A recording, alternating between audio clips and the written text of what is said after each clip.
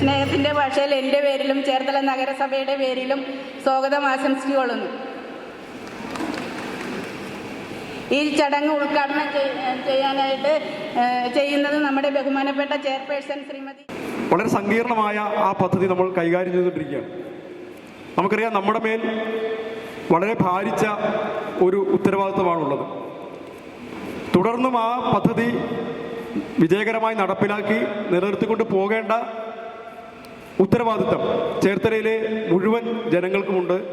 അതിന് നേതൃത്വം നൽകേണ്ട ചുമതല ചേർത്തല നഗരസഭയുടെ കൗൺസിലുണ്ട്.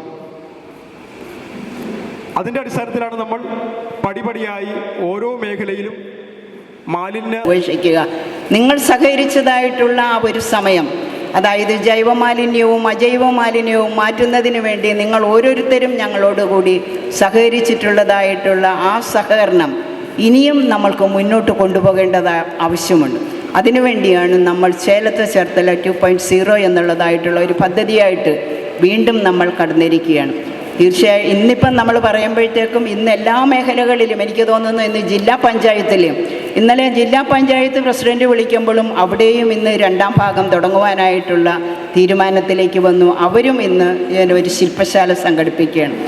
നമ്മൾക്ക് ഇവിടെ ഈ പരിപാടി ഉദ്ഘാടനം ചെയ്ത ആദരണീയായ ചെയർപേഴ്സൺ ശ്രീമതി ഷേർലി ഭാർഗവൻ അവർകൾ, നമുക്ക് സ്വാഗതം ആശംസിച്ച ആരോഗ്യകാര്യ standing committee chairperson Shrimati Madhuri Sabu, കരട് പദ്ധതി അവതരണം നടത്തുന്ന നമ്മളുടെ നഗരസഭാ സെക്രട്ടറി ശ്രീ TK സുജിത് അവർകൾ, എല്ലാ വാർഡുകളിൽ നിന്നും എത്തിച്ചേർന്നിട്ടുള്ള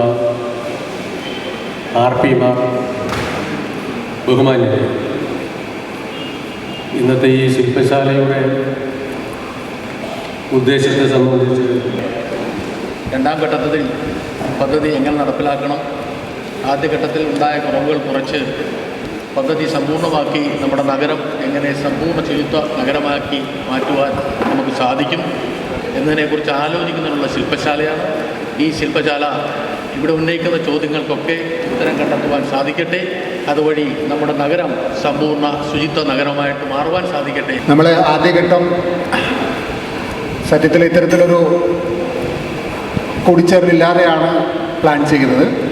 ഒരു സംഘാടക സമിതി വിളിച്ച് നമ്മൾ പരിപാടികൾ അവതരിപ്പിക്കുകയായിരുന്നു. പക്ഷേ 2ാം ഘട്ടം കുറച്ചുകൂടി സങ്കീർണമായതുകൊണ്ടും നമുക്ക് സാങ്കേതിക